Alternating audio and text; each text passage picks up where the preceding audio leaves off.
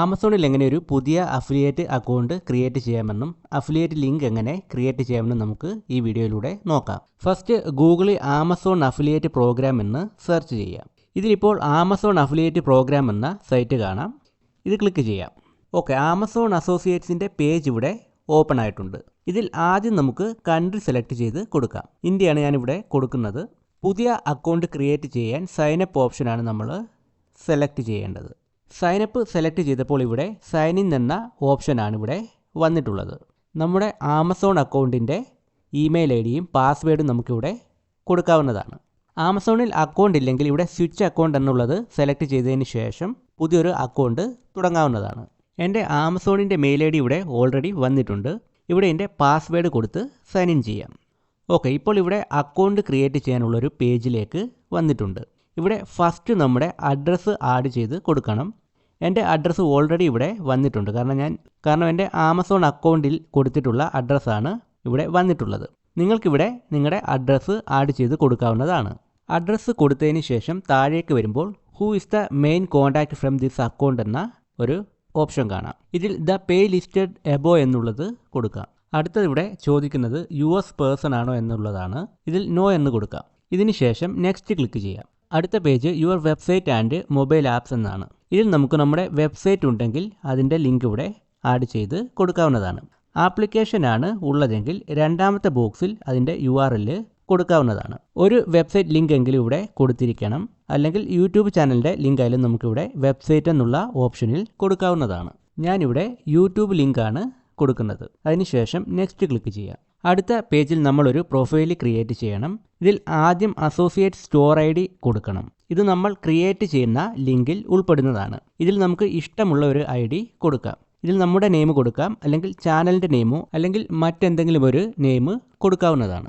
അടുത്തത് നമ്മുടെ YouTube channel അല്ലെങ്കിൽ നമ്മുടെ വെബ്സൈറ്റ് എന്തിനെ പറ്റിയാണെന്ന് ഇവിടെ ചോദിക്കുന്നുണ്ട്. ഇവിടെ അത് എന്താണെന്ന് വെച്ചാൽ അത് കൊടുക്കാം. ഞാനിവിടെ എഡ്യൂക്കേഷൻ, ടെക്ക് അങ്ങനെ കുറച്ച് കാറ്റഗറി കൊടുക്കുന്നുണ്ട്.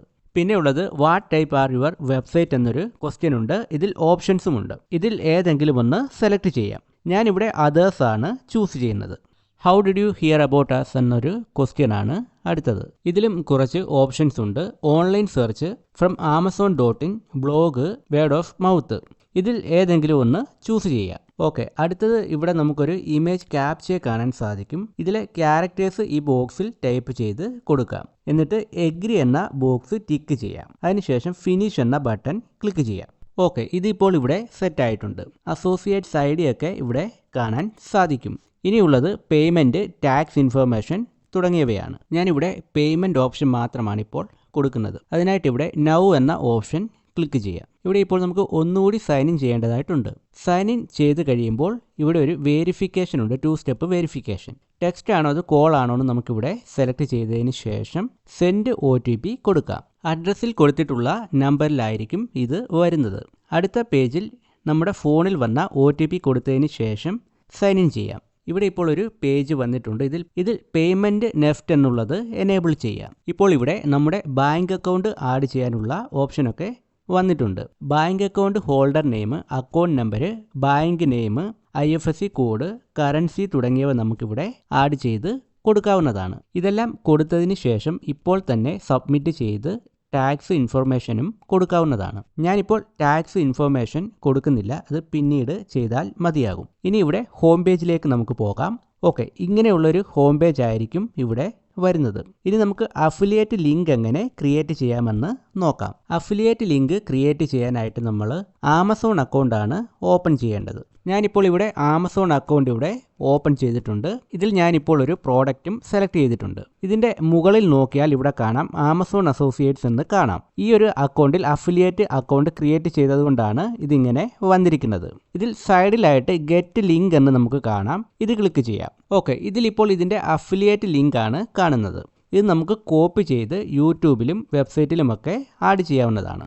ഓക്കെ, അപ്പോൾ ഇത്രയും കാര്യങ്ങളാണ് അഫിലിയേറ്റ് അക്കൗണ്ട് ക്രിയേറ്റ് ചെയ്യാൻ അറിഞ്ഞിരിക്കേണ്ടത്. ഈ വീഡിയോ യൂസ്ഫുൾ ആയിട്ടുണ്ടെങ്കിൽ തീർച്ചയായിട്ടും ലൈക്ക് ചെയ്യുക, സബ്സ്ക്രൈബ് ചെയ്യുക.